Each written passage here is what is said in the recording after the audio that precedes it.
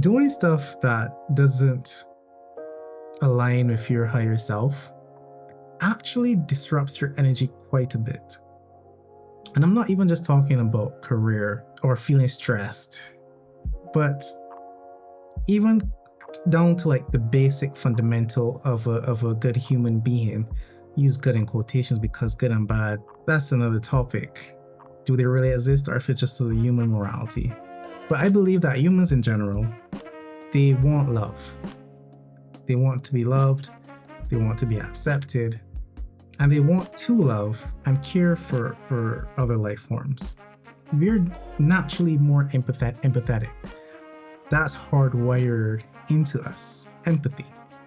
And doing things that go against that empathy creates a lot of turmoil and disturbance. For example, you might do something that you know other people won't like, and then you might lie about it. That messes with your bioenergetic coherence. You see, our hearts, it has a frequency that it beats at. And when you do things that are negatively aligned or disruptive, your heart goes out of coherence with the rest of your body. It has a very, I would call it, chaotic rhythm to it. It's not smooth, it's erratic. And your entire energy field is kind of tuned to your heart and how it beats. I know we're getting into like a lot of metaphysics here, and physics too, because it shouldn't be that far from what we know from today's science. But what I'm getting at is when you do things that don't align with your higher self, or your pure self, I will call it, we end up misaligned energetically with ourselves and our environment. And this can cause things like lack of sleep, insomnia, lots of anxiety.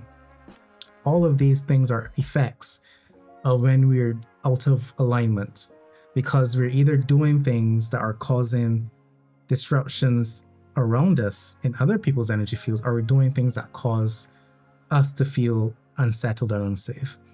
So why do we do things that make us feel unsettled, unsafe, and incoherent? Well, you see, as we were growing up, we experienced things that we were not ready to deal with. And those experiences created a lot of self-defense mechanisms within the body. We call these self-defense mechanisms trauma. We can debate on if trauma is supposed to be there or if trauma is not supposed to be there. But the point is, everyone gets a bit of these self-defense triggers growing up, either from our parents ignoring us, being physically abused, being emotionally abused, being embarrassed. Like, all of these things create defense mechanisms. And this causes a ripple effect throughout our lifetime. Like, if you think about the childhood as like the epicenter of a great disturbance, and then like the rest of our life is like the outer center of our disk, those waves from that childhood experience echo through our life. There's something called biofield science, where people study the energetic biofield of a human, and it actually goes out in rings. So the furthest rings from you hold your furthest memories, or the earliest memories. And that's in the science, stop it again. But those traumas, those leave a lasting effect on us. And think of it like, even though we don't go through those same experiences like we did in our childhood, our brains are programmed to respond to them, even though they're not there anymore. Our energy field is kind of like in a defensive pose against anything that's similar or could possibly be similar. And that causes us to do things that we wouldn't normally do that aren't really rational. Again, these things happen when we couldn't deal with them logically, when we couldn't rationalize it. And we became kind of like, is it my fault? Is it me? And then all sorts of things happen. Fight or flight happens. Our body starts to like program itself to like, okay, how do we prevent this from happening again? Like, how do we protect Shaquille? How do we protect you, the viewer? Like, how do we protect ourselves? And the mechanisms that our subconscious develops might not necessarily be the most healthy, but we don't know any better. And then we project that out. Because remember, that is all we know. Our experience as a child, that is all we know. So for us, that's the entire world. So if our parents treat us that way, the entire world will treat us that way. And that's how we go about the rest of our lives living. So when it comes to these actions that cause incoherence within us, these are usually just defense mechanisms or responses. Now, people like to take these responses and label people as bad people. Like, oh, you lied, or oh, you stole, or oh, you did this. And we take troubled young people and we kind of shove them in a box of being bad or unruly or difficult without understanding that their defense mechanisms are still activated and they're trying to protect themselves constantly. They're not bad people, they're just hurt. And that's okay.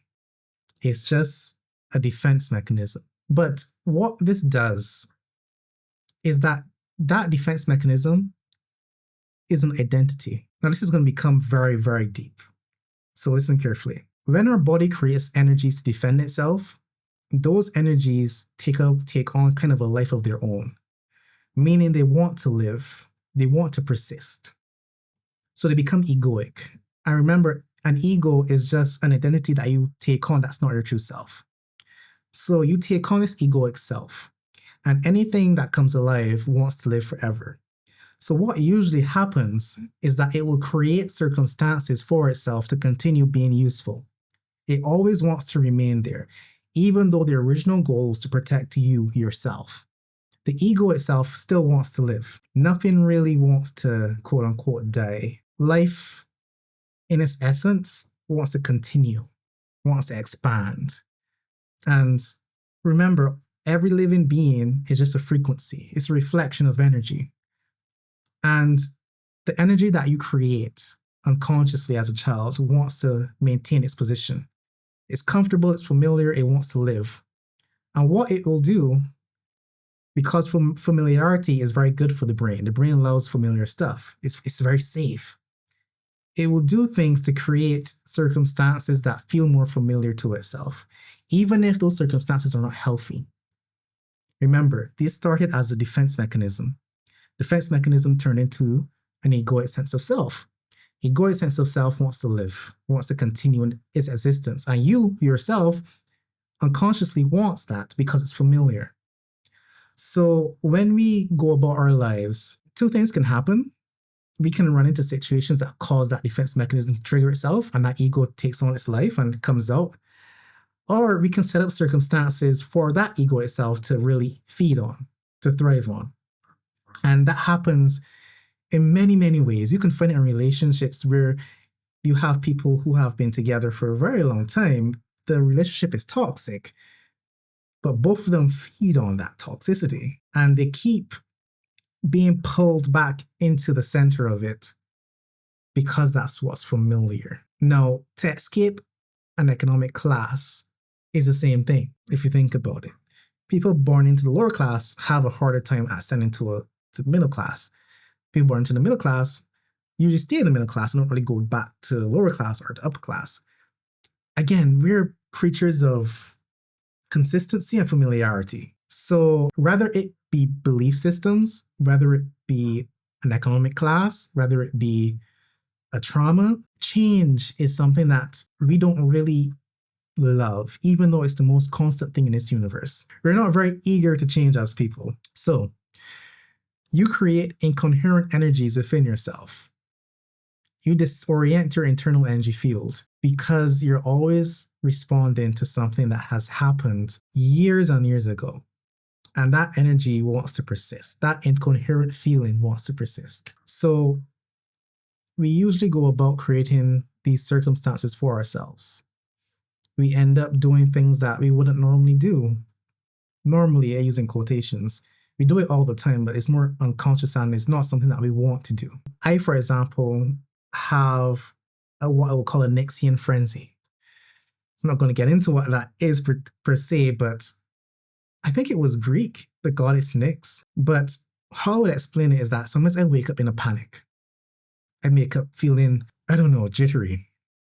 And then my brain, the energy within me, that trauma, it wants to do things that I would consider not coherent to my pure self.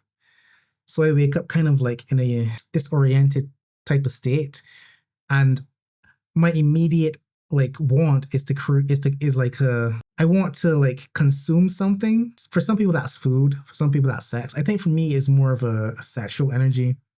And I wake up in a panic and I just feel very immoral. Like my thoughts aren't like pure, they're disoriented. And to come back from that, to really bring myself down is a very difficult thing. And I have to like really like sit still and do nothing. It's difficult. It's extremely difficult.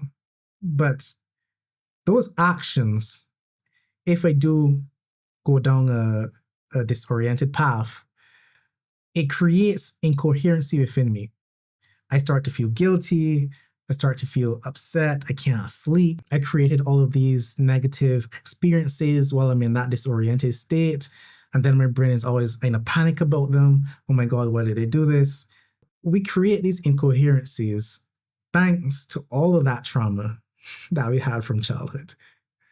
Now, that particular disorientation I experienced at night, usually I would assume comes from being abandoned as a child and wanting to be nurtured and motherly love. Probably why it's so like sexual or targeted towards the opposite gender. It's a type of energy, a defense mechanism, I would call it.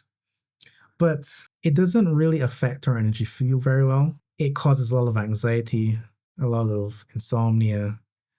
And until we can really hone in on that energy and let that trauma know it's not needed anymore, it'll always come back and it'll always cause a lot of fear, a lot of angst, a lot of grief, a lot of guilt, all of these negative emotions that stem from that trauma. Healing that trauma is not very easy. It takes time and it takes patience, but consistency and patience, and we will get there. I will get there. I will defeat these inner demons and I can rest easy at night. I can be more of a relaxed soul, take all this weight off my shoulders. But that's it for today. If you like my content, please leave a like. If you want to see more of me, please subscribe. And please leave a comment. Let me know if you have any guilt, any negative emotions in your energy field that came from trauma responses, unconscious states of being, and have an awesome day.